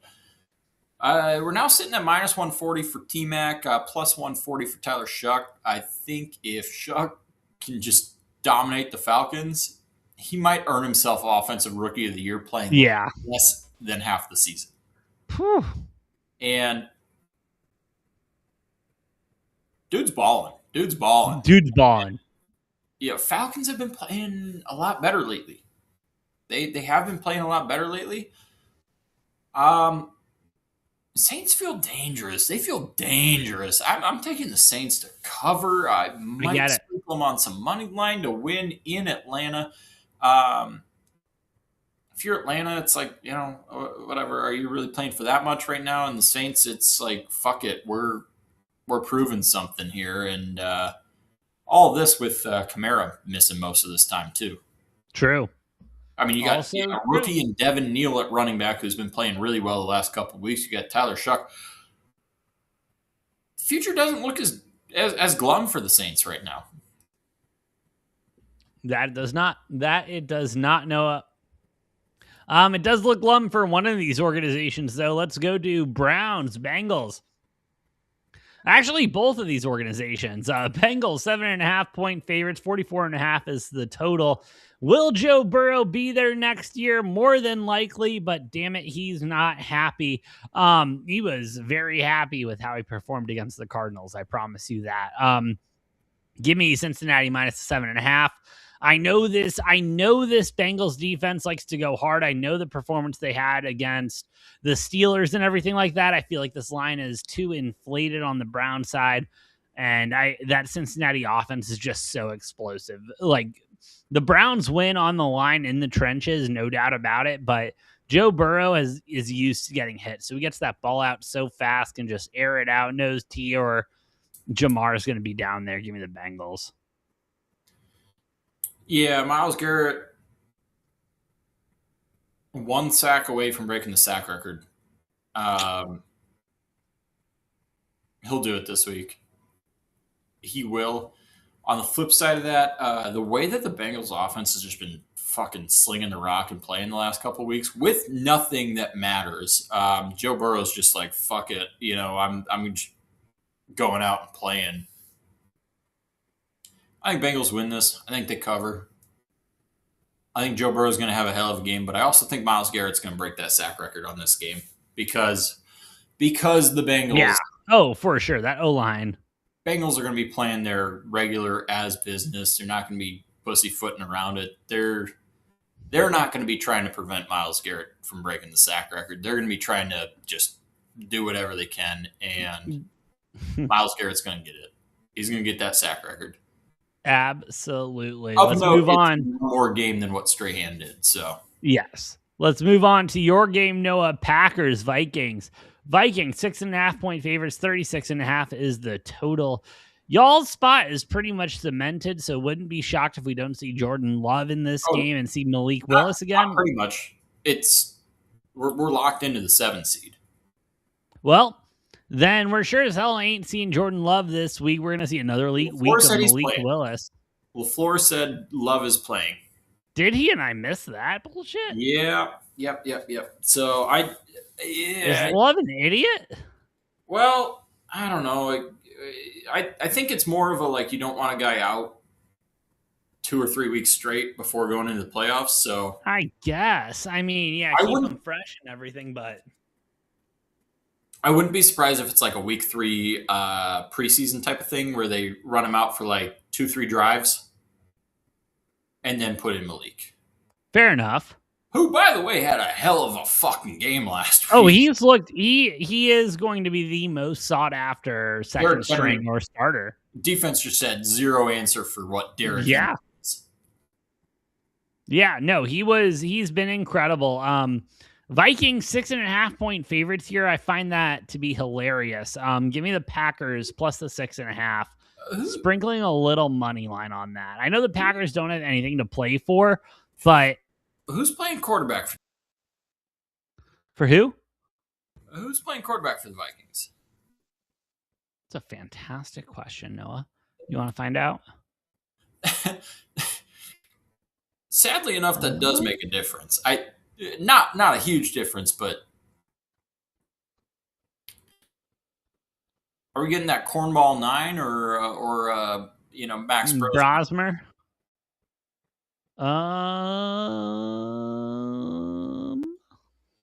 Like if they I'm not getting a straight answer early, so God, I don't know.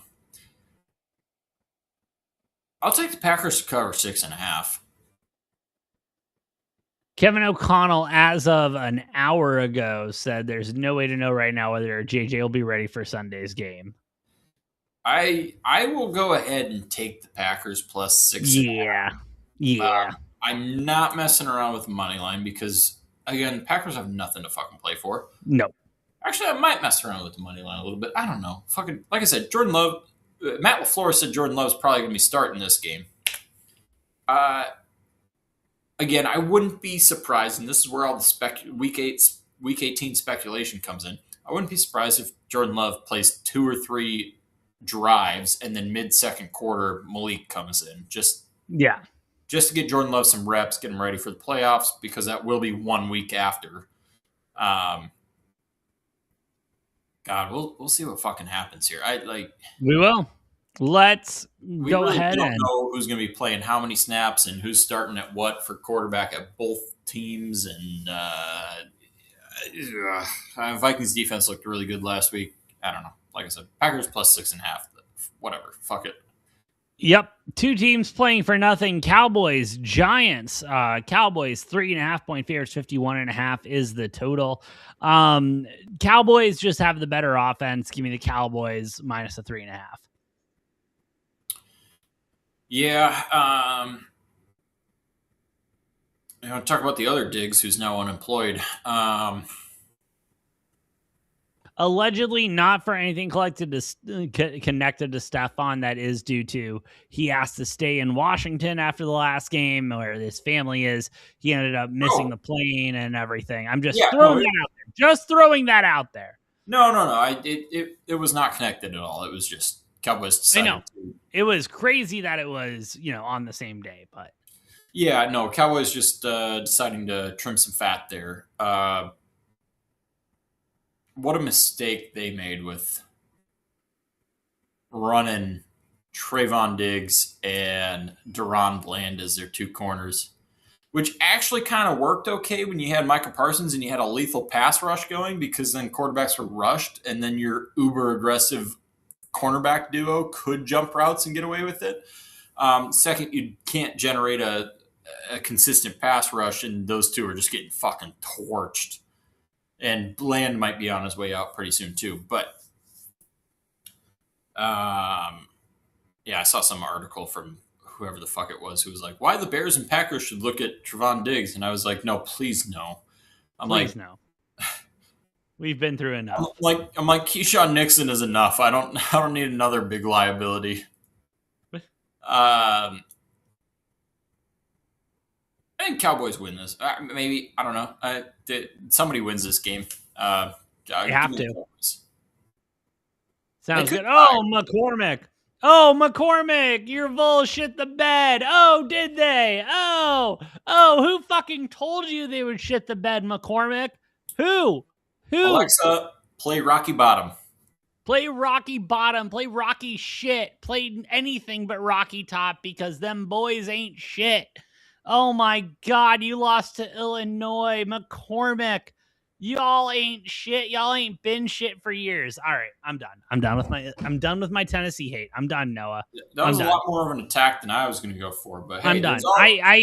there's always basketball season. Do they have a basketball team?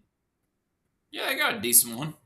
I mean, it's no U of A, but you know. Okay. I only compared to the top of the top, so that'd probably be why I didn't recognize them as a basketball team. Anyway, McCormick, how you doing, bub? Hope you're doing well. Let's go to the next after verbally abusing you for the last minute and a half. Let's go to the next game, Noah. Colts, Texans. 10.5 point favorites, 38.5 is the total. And I'll be honest with you, Noah.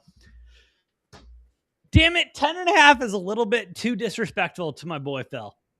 Just a little bit too disrespectful. And that's how I'm going on this line. I mean, he's not starting. It's Riley Leonard. You're right. It's Riley Leonard. Give me the Texans minus 10.5. That defense going up against I forgot about that tweet today. He re-entered retirement. Riley Leonard will be starting this one. Again, shout out Phil Rivers getting another year of covered health, another 5 years of covered health insurance for his family. That's some damn good work. Yeah, crazy thing to me here is the hottest team in football right now. It was going to be a wild card team in the AFC. Yeah. And that's the Houston fucking Texans. And to anybody who's saying that they don't trust the Houston Texans, blah, blah, blah, blah, whatever, it doesn't matter.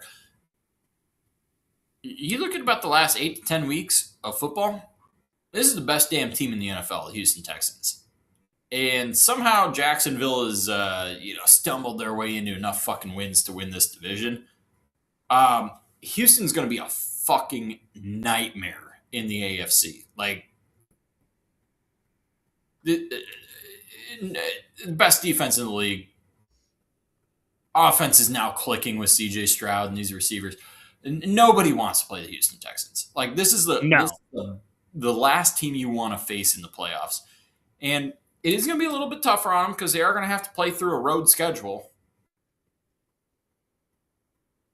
But, I mean, watch out. Watch out. Like, Houston is a really, really damn good, legit team. There's a reason they're 10.5 point favorites against the Colts, who are Riley Leonard starting at quarterback. Houston covers at home, 10.5. No problem. Not even worried about it. I'd be surprised if the Colts put up, 10 points in this one. Yeah. If I'm being completely honest. And like I said, the fact that Stroud and Nico Collins and this receiver group, basically 2022 through 2024 Iowa State receivers all have started clicking. Shout out to Houston for just like literally straight drafting all of the Iowa State receivers. Yeah, the Houston Cyclones are going to go off in this one, I think, and defense is going to just give Riley Leonard a hell of a day. Fair enough, Noah. Let's move to the afternoon slate. We got Jets and the Bills. Bills, 7-point favorites. The last regular season game at Highmark Stadium. Buffalo, 7-point favorites. 38.5 is the total. Are they coming in with a wrecking ball after, like they did with the I can't think of the name of the arena, but the Islanders? Oh, I hope so. I really hope. Like after that, you remember that after the I can't remember the arena, but after the final. Yeah, I remember that though. And everybody cleared out, and they like still had cameras in there and came through with the wrecking ball. That would be cool. That'd be poetic as fuck. I would love it. I would love it. But Noah, again, I'm a Disney guy. You can't do that though, because Bills fans would they'd be like, no, bring the wrecking ball in while I'm still in here. While I'm here. Yeah. While I'm shoveling out the snow, bring it in here. Bills That's fans the ultimate breaking table and bullshit like that. Next thing you know, you got 20 dead bodies on your hand. Probably 50, but anyway, Noah, I worked for Disney. I like the fairy tale, those nice little endings and everything like that. And the Bills have had a great ending at Highmark Stadium, and I think it continues with the last game of the year. Give me the Bills minus the 7. I think they cover this by double digits. Even if they play Mitch Trubisky the entire game, even if Mitch is out there the entire game, I think they go ahead and cover by double digits. Hey, Jay, I didn't realize Disney fairy tales were the main character just, kicking the shit out of a, you know, only the good movies I like. Only the movies I like, Noah. Oh, okay. Yeah. No, I'm with you here though. Like Bills are going to blow the Jets. Jets are somehow still mathematically, I think, in the conversation for the first overall pick. So,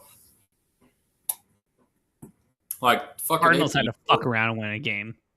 Yeah, Cardinals. Cardinals are last in the draft order out of all 3-win teams. Good for them. That's. Well, I'll get to them in a moment. Yeah, anyway, no, Bill's coming off of a loss. I think they go in and just get a blowout win. But I don't. Are they locked into any specific seed, or do they still have some seeding? Like are they the double checking? Are they the 7? Are they locked into it? Are they like the Packers? Yeah, they appear to be essentially locked in. This week. McCormick, shut up! No one asked your Vols ass what you liked this week. Okay? No one likes the Cardinals. No one. I don't want to hear the Cardinals are going to win another fucking game. Okay? We need draft, not wins. God, McCormick's pissing me off today. Moneyline, McCormick, get out.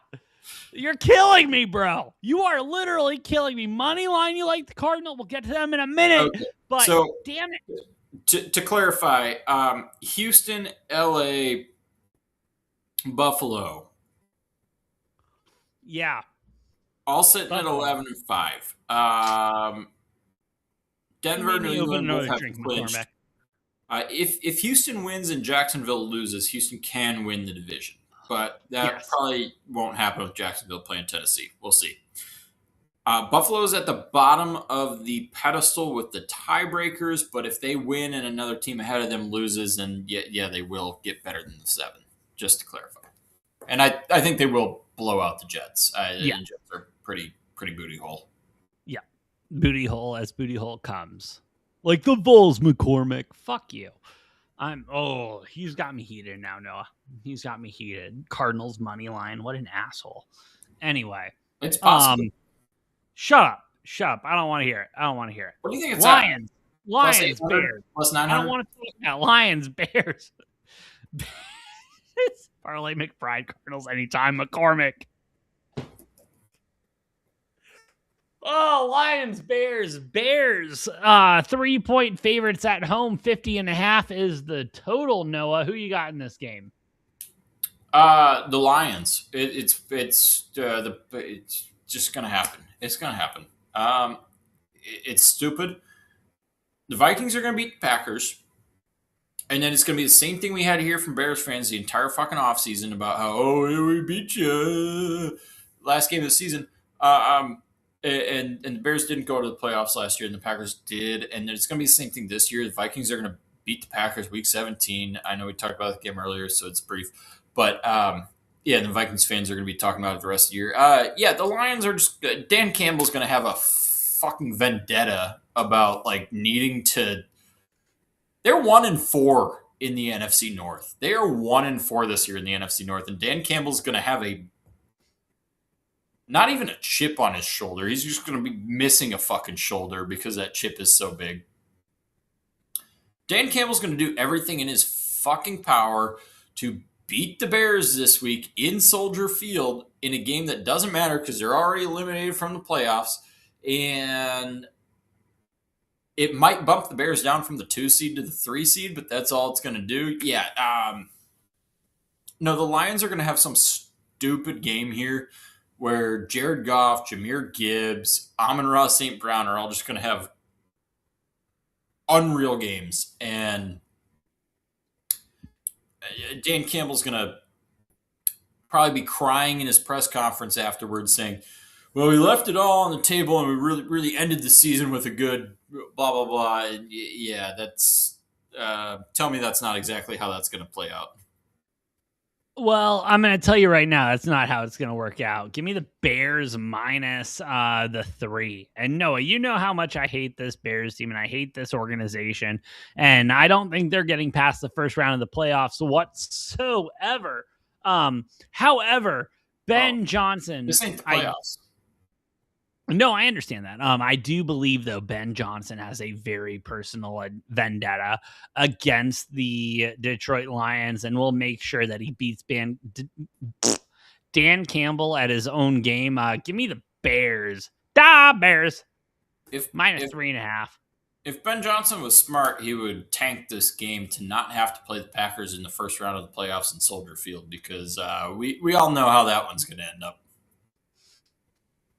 Noah, has anyone ever accused a Bears head coach of being intelligent? I Not rest my necessarily, case. but hey, Bears fans love Ben Johnson, but the most strategic move he could make here would be actually tanking this game to end up in the 3 seed, assuming Philly wins, and then doesn't have to play the Packers in the first round of the playoffs and get embarrassed by a division opponent at home as the 2 seed in the first round of the playoffs. That would be better, but again, it's Love's da going to throw Bears. for like 800 yards in that game. Next game on the slate, Noah, Chargers, Broncos. Broncos, 12.5-point favorites, 37.5 is the total. All I have in this game is too many fucking points for a divisional matchup towards the end of the season where one of the teams has nothing to play for. Give me the Chargers plus the 12.5. Was not overly impressed or excited about how they played this last weekend, but I think they turned that around against a divisional opponent. Yeah, the interesting thing about this is neither team has nothing to play for. True. Chargers are vying for seeding with the Bills and the Texans or the Jaguars, who they, it's the difference between a 5 seed and a 7 seed. Broncos are fighting for seeding, trying to get that first round bye if the Patriots were to lose. Don't really see that happening, but why the fuck are the Broncos favored by so much? This Broncos team is ass. Like, they're ass. They're hold on. You want me to pull? They're 13-3 ass is what they are. Holy shit. Hold on. You want to run through their whole schedule and give out the final scores of all of them? Because it's not. No, hold on. I'm pulling up the money. Very interesting. 78% of the bet, 61% of the money on the Chargers plus the 12.5. But 81% of the bet, 72% of the money on Broncos money line. Line opened up at 2.5. And this is in LA? No, in Denver at Mile High. Well, whatever. Doesn't matter. Did Justin Herbert get murdered? Did he die? I have not seen that tweet if that happened. Is Omarion Hampton in a wheelchair? No, I saw him walking earlier today. Oh, okay. Yeah. Did their whole, half their team die in a plane crash? Like, that's what I'm wondering. Like, how is this 13? No, that would have triggered an automatic redraft for the season. How is this 13? This line's stupid as fuck. Give me. I agree. Give me the Chargers. Even though they might have less to play for than the Broncos, it's still not they have nothing to play for. Like, they could be in the 5 seed, or if they lose this one, then you're pretty much locked into the 7 seed, unless the Bills lose to the Jets. I don't think you want the 7 seed. No, they have a chance at the 5 seed, which is kind of golden right now in the AFC. Yeah. Go into Pittsburgh or Baltimore. I think that's what you'd prefer to do for the first round game. I agree. In the playoffs. I would say at least. But I don't know. The line feels really, really weird in this one. It does. Jim Let's go Harbaugh's going to to. cheat his way into a win. He is. He is. Get Connor Stallions on the sidelines for the first time this season. Next game on the slate, Noah. Chiefs, Raiders. Chiefs, 5.5-point favorites. 36.5 is the total. I would like to congratulate the Raiders on probably the number 1 overall draft pick, right, Noah? As long as they don't beat the Chiefs.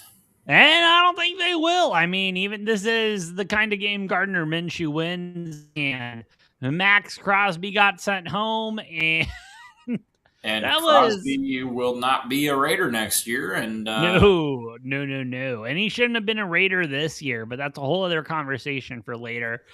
Give me the Chiefs, -5.5. They'll figure this one out. Yeah, this line feels a little too low. But I agree, but meh. AJ, why are both teams going to be fucking tanking in this game? 61% of the bet, 69% of the money coming in on the Chiefs -5.5. All the money, all the bets coming in on the money line. Neither team wants to win this damn game. Nope. But one team does have. This is that South Park episode where they're playing baseball and it's like, oh, we're going to lose this game so hard. And it's like, no, we're going to lose this game even harder. I wish this wasn't like a 5.5-point line because I legitimately think neither team wants to win this game. I will take Chiefs -5.5. I guess. I don't think I really don't think either team wants to win this game. Both teams are going to try to tank. Just please don't watch this game.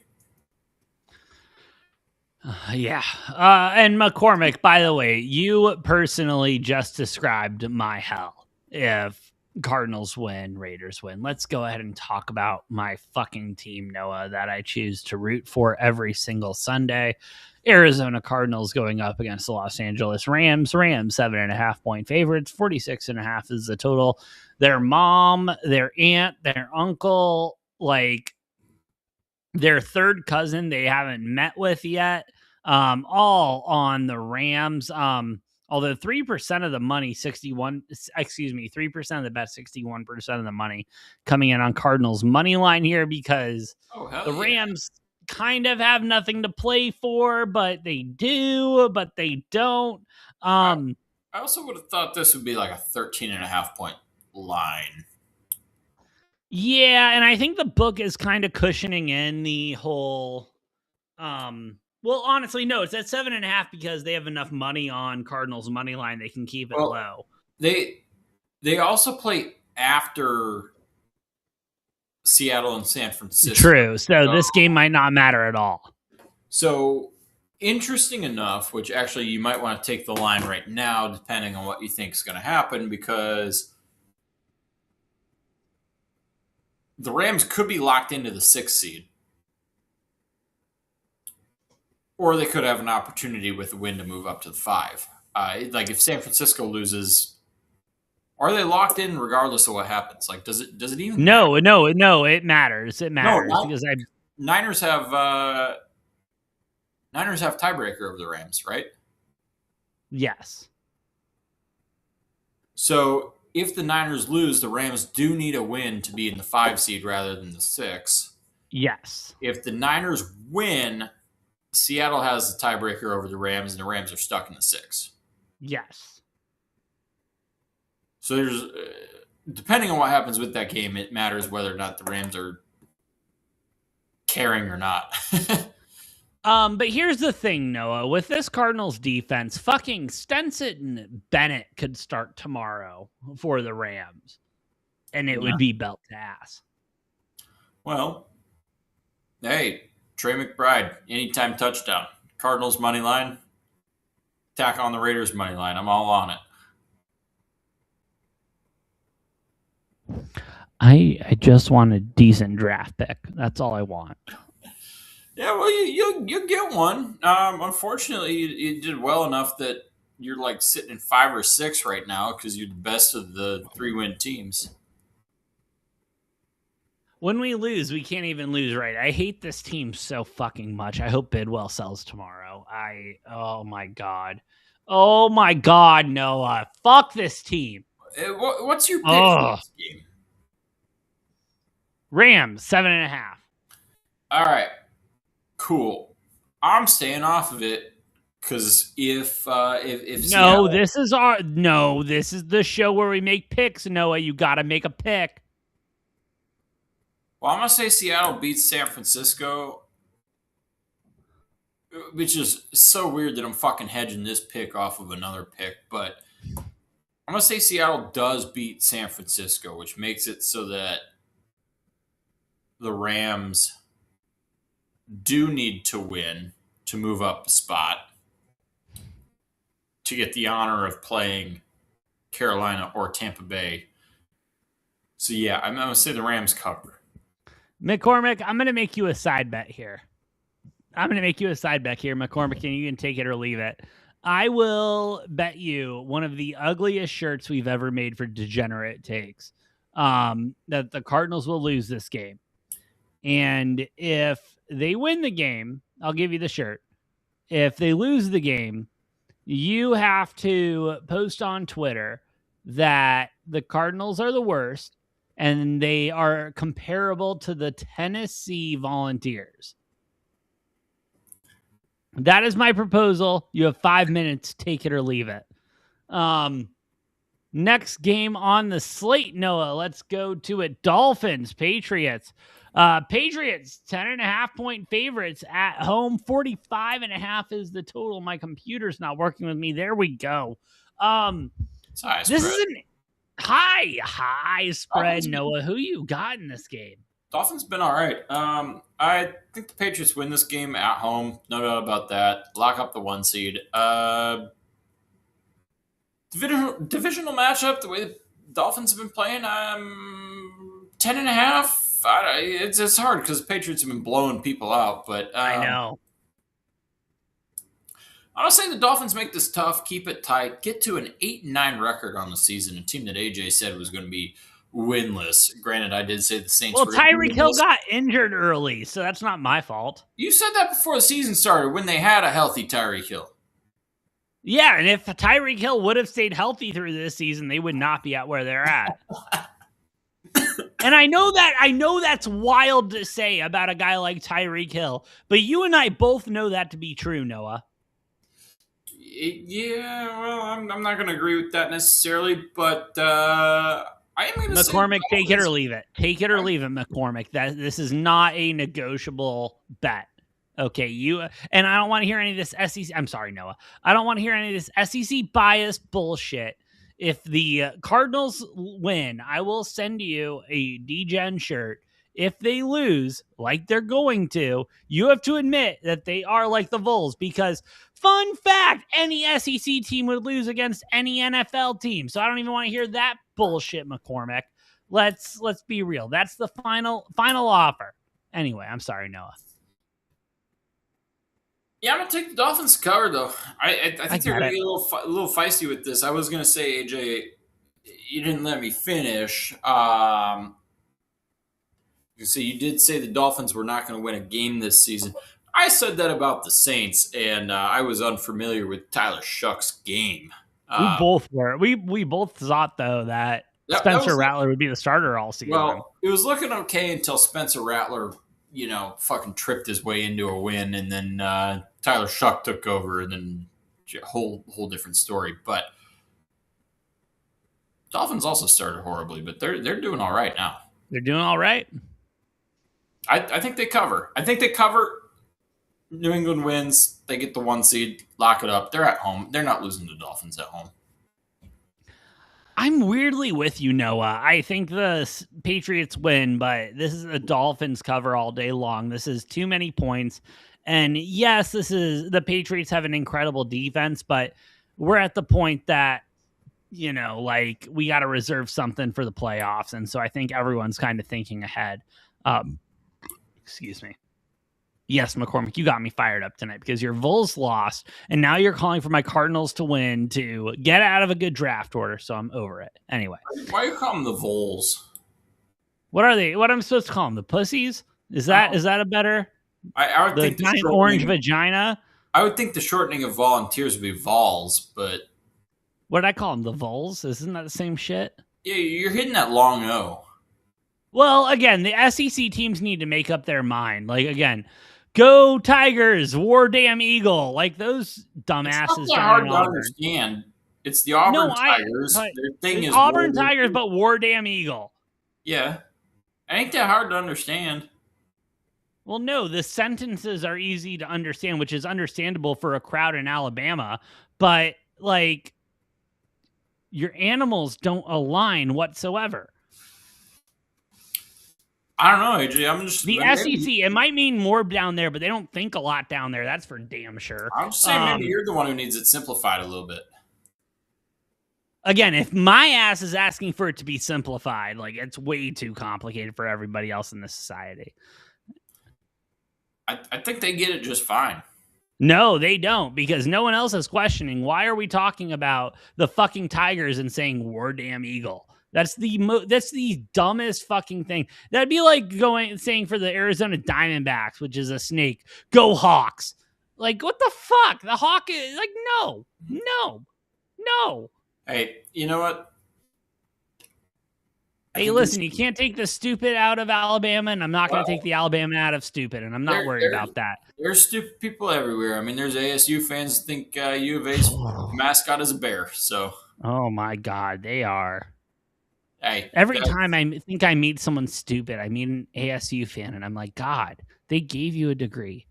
Anyway, let's move on to the last game of the afternoon slate, Noah. Commanders, Eagles, 7-point favorites at home. 41.5 is the total. I will take the over 1.5 of Eagles players getting booed in this game, because I do think this is going to be a tight game with the Eagles having absolutely nothing to play for, but the fans demanding absolutely everything. What nothing to play for? Didn't they clinch? I thought they clinched the NFC 1 seed last week. Did they not? Am I misreading? Been living under a rock. I thought they clinched the bye. Did they not? Oh, no, I'm sorry. No, I can't read. Believe it or not, I can't read. Isn't that a shocker? No. Give me the Eagles. Yeah, well, if the Bears win, the Eagles are, I think, cemented into the 3 seed. Yes. If the Bears lose, then the Eagles have an opportunity to win and grab that 2 seed. Yes. So it's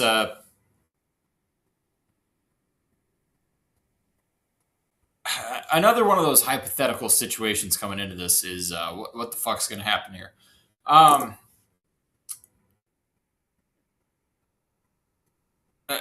God, that makes this game so hard.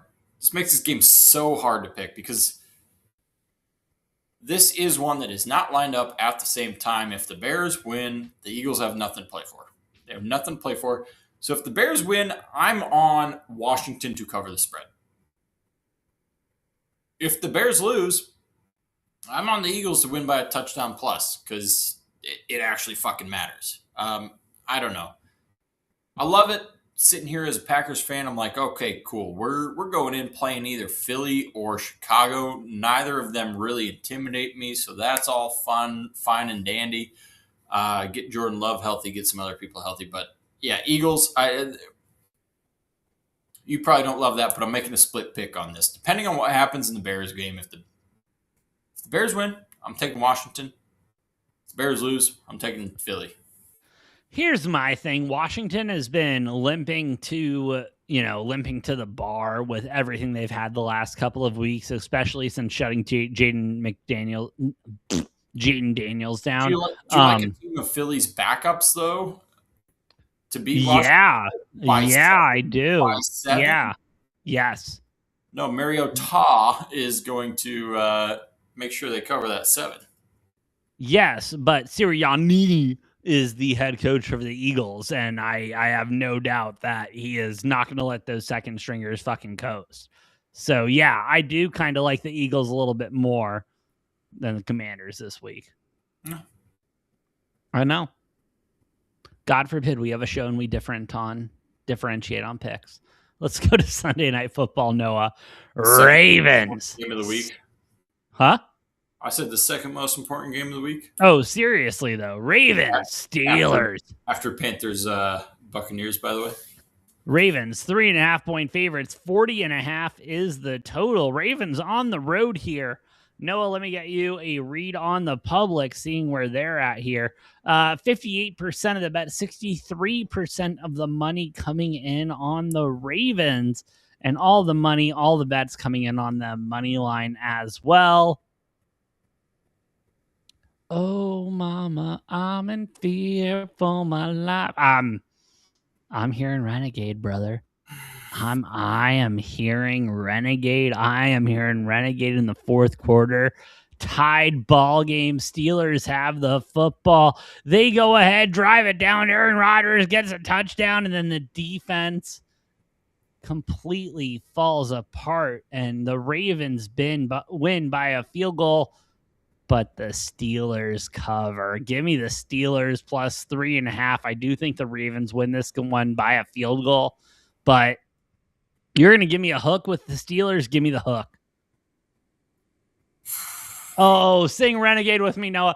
Oh, mama, I'm in fear for my life. Here's the thing. Oh, Noah.